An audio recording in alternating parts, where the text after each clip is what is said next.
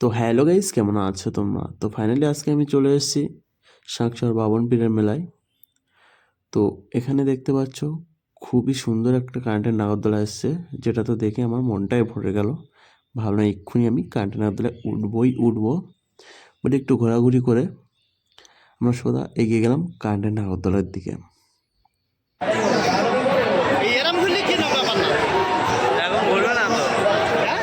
এখন ঘুরবে না। এতে করে এতে বহুত তো তারপরে আমরা উপর থেকে একটু ভিউটা নিচ্ছিলাম যে কেমন লাগছে মেলাটা উপর থেকে দেখতে।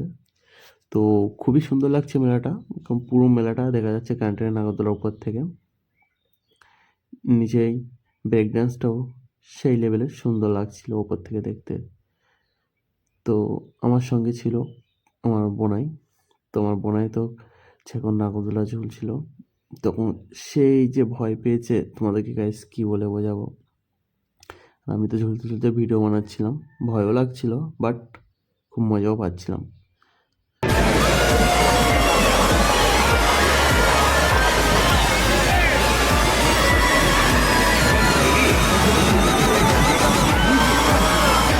ভাই কিছু বলছো না কেন? তো কারেন্টের নাগরদোলা চাপতে চাপতে দেখলাম আমার বোনার হাওয়া তো টাইটই হয়ে গিয়েছে। তো তারপরে গাইজ ফাইনালি কারেন্টের নাগরদোলা চাপা শেষ করে আমরা এখন এগিয়ে এসেছি সার্কেসের এখানে। তো সার্কেসে ঢুকে দেখি একটা মেয়ে ঝোলাঝুলি করছে। তো দেখে খুব ভালোই লাগছিল, হাতটা ছেড়ে দিয়ে ঝোলাঝুলি করছে। আর লোকও এসছে অনেক, কারণ আজকে ফার্স্ট টাইম সার্কাসটা এখানে আরম্ভ হলো।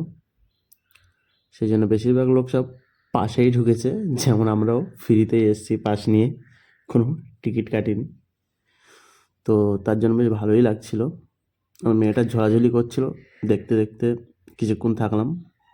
তো তারপরে ঝোলাঝুলি দেখা ভালো লাগছিল না বলে তো ফাইনালি আমরা এবার বাড়ির দিকে যাবো বলে চিন্তা ভাবনা করে নিলাম।